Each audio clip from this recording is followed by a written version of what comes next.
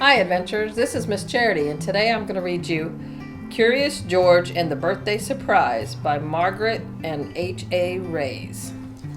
Curious George and the Birthday Surprise by Margaret and H.A. Rays.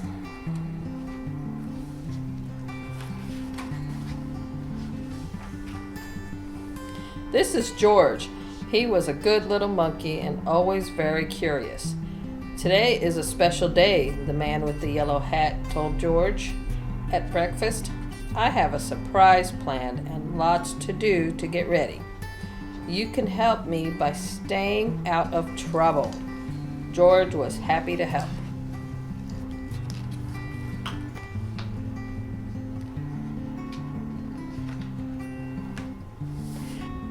Later, while George was looking out the window and being very good, he heard some tinkly music. It was coming from an ice cream van. George watched as a whole line of children and their dogs enjoyed some ice cream treats. It looked like fun. But when the ice cream van moved on, George forgot all about staying out of trouble and went to find some fun of his own. In the living room, George found party blowers and hats and games. Could this be part of his friend's surprise? Before George could find out, he spotted some streamers, balloons, and colored tissue. He could not resist. Decorating was easy for a little monkey. Still, George was curious about the surprise. And what was the good smell coming from the kitchen? George followed his nose.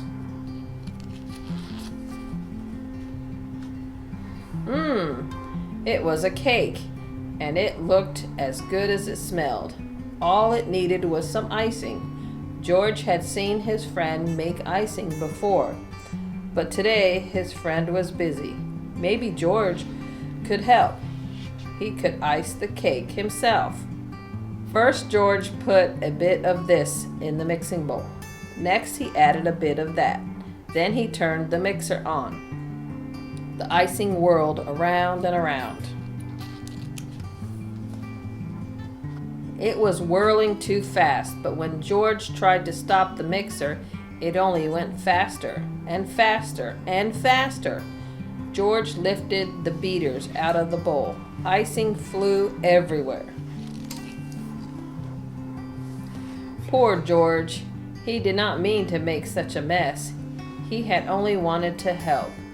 Now how could he clean up the sticky kitchen? Just then, George heard a tinkly music again. The ice cream van was coming back up the street, and George had an idea. Quickly, he opened the door and invited all the dogs in for a treat. In no time, the kitchen was clean as a whistle. When the dogs finished their snack, George took them back outside. The ice cream van was still there, and so was his friend. George said, the man with the yellow hat, "I've been looking for you. It's time for the surprise." George had found hats, games, decorations, and a cake. He was curious. Was the surprise a party?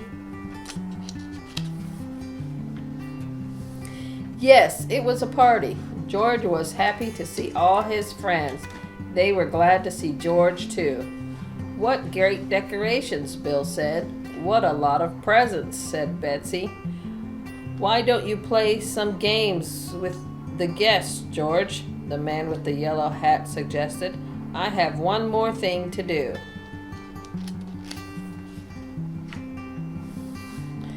When George's friend came back, he was carrying a cake covered with candles.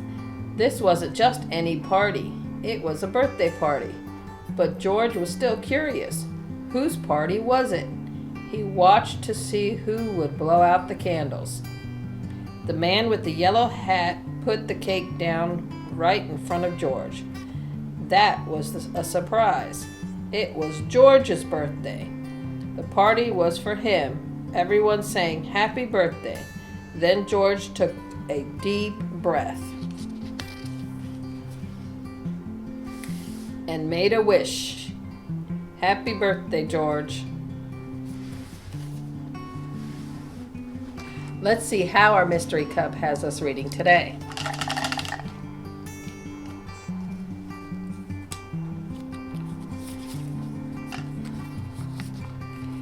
Read in bed. Sounds like fun. Have a good one.